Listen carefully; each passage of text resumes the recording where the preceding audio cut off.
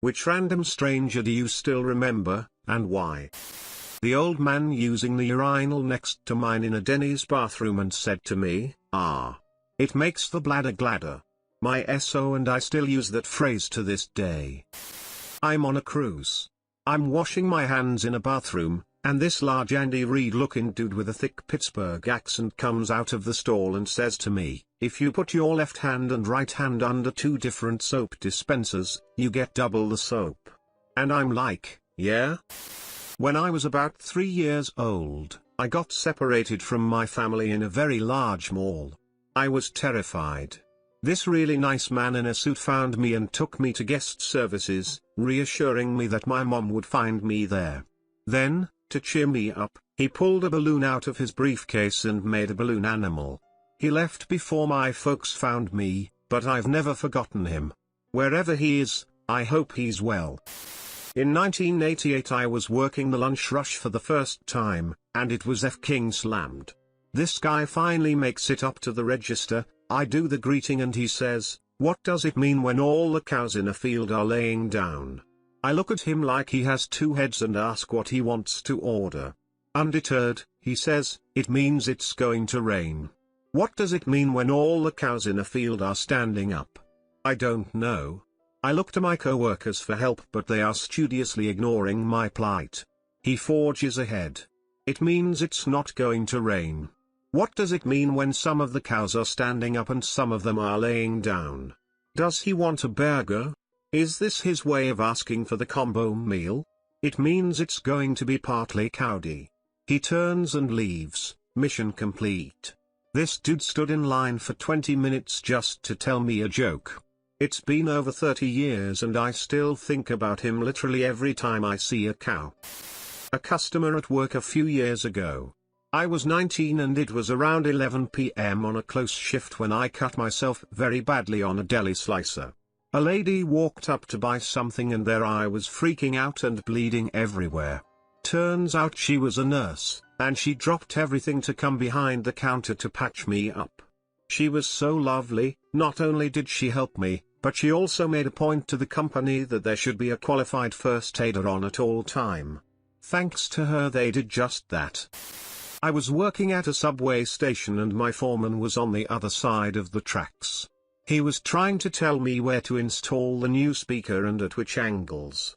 Anyway, he kept doing grand hand gestures and noticed a couple behind him imitating him. So I pretended to play stupid and did the YMCA dance while asking questions.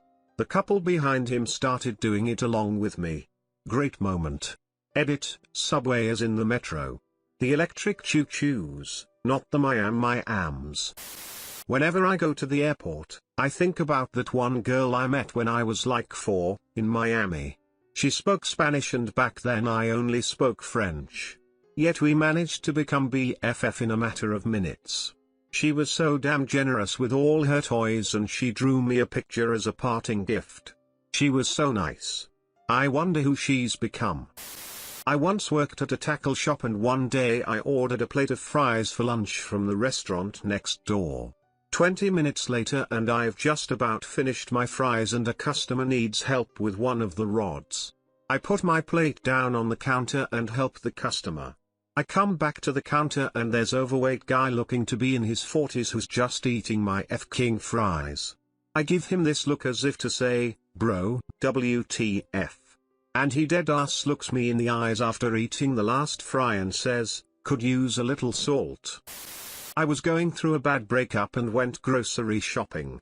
I was holding it together that week pretty well, but at the checkout line I dropped a carton of grape tomatoes and they went rolling everywhere. It was like the straw that broke the camel's back and I felt that awful feeling in my chest and the tears coming in my eyes. But before I could even move, 3 nice random ladies jumped forward and helped me pick them up. It wasn't a huge act but it made me feel better that day. Always be nice to people. You never know what they're going through. I was in college, and having a rough time financially, as college students are apt to do.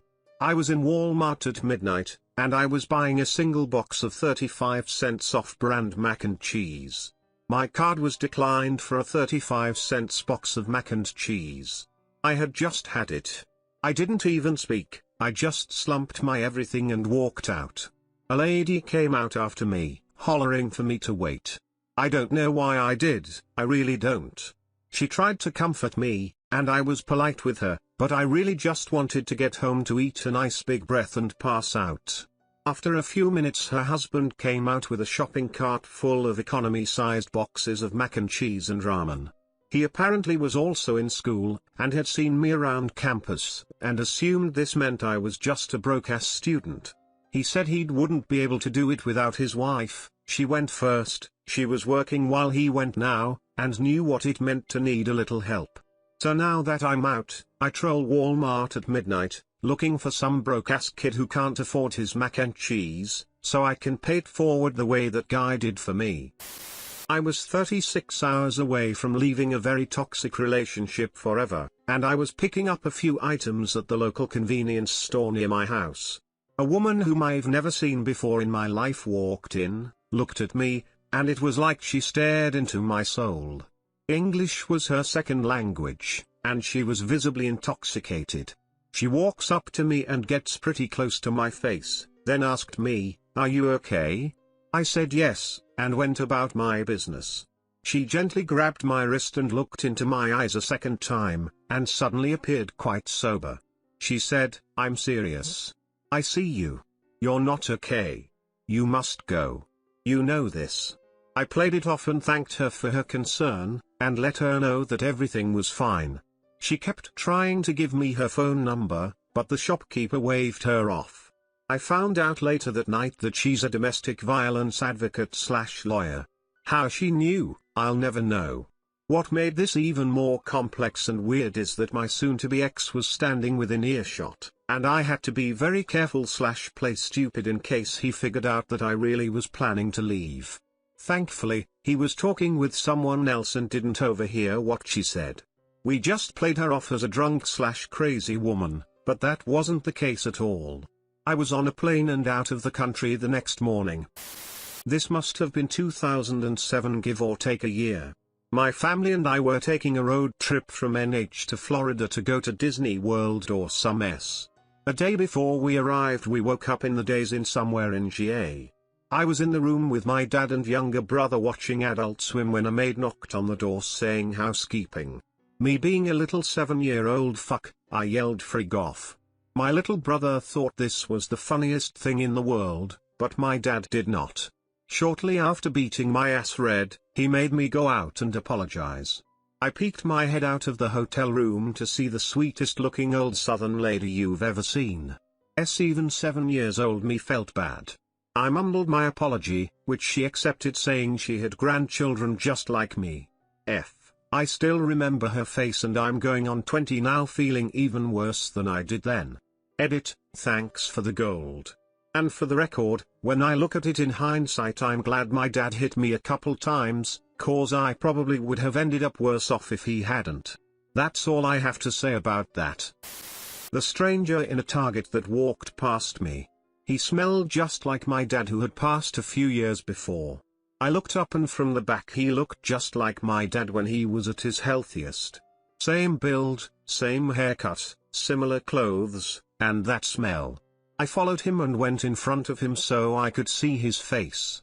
It obviously wasn't him, but I'll never forget that moment of brief, illogical hope. Had just flown back home from a work trip. It was around mid-morning, and I took the train from the airport to get home. There wasn't really anyone else on the train since it was after rush hour, except this guy hanging out at the back of the car with a cooler. We got to talking, and wasn't long before he offered me a beer. Yes, the cooler was full of beer, and he said he had been riding the train all morning drinking. He wasn't homeless, and in fact was in town for a new construction job which wouldn't be able to start for a few days due to some issue on the site. It was a really hot day, so he figured a good way to cool off would be to hang out on the train all day with a cooler full of beer. It had been an exhausting work trip and I wasn't in the best mood, but talking to him and enjoying a cold beer on that hot morning kind of made my day. I ended up missing my stop because I got distracted by our conversation.